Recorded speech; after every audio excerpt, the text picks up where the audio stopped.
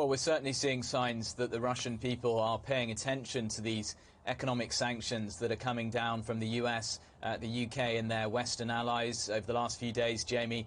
Lots of reports, lots of pictures of these long lines of people waiting to get to the front of the queue to get cash out from an ATM.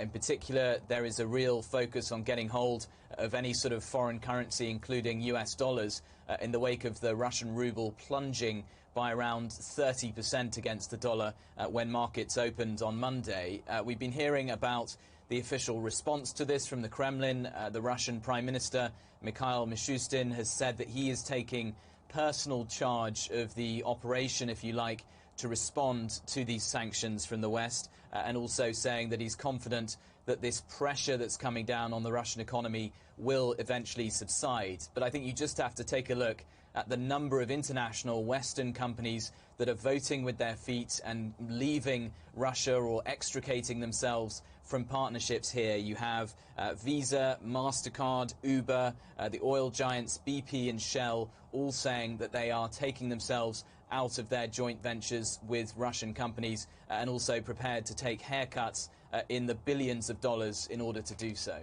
Giles, I want to ask you about Russia's media coverage of the invasion of Ukraine, because it seems to have changed over the last 24 hours or so. I mean, this no longer is being reported as a quick-hit military operation. Yeah, certainly the language that Russian officials are using on Russian state TV isn't changing very much. We heard from the country's defense minister earlier on talking about how they're going to continue this military operation, in his words, until they achieve their objectives.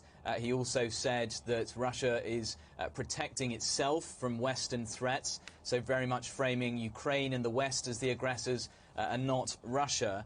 But I think it's interesting that they are still saying that this is a military operation, that word operation, not using the word invasion or war to describe what's going on here. But I think one really interesting change, Jamie, that you were suggesting there is that we are now seeing the Russian Ministry of Defense acknowledging that there have been some casualties in this military operation, in this offensive, although they are not giving any sort of breakdown, any sorts of numbers about the Russian soldiers who have either been killed or wounded in combat so far.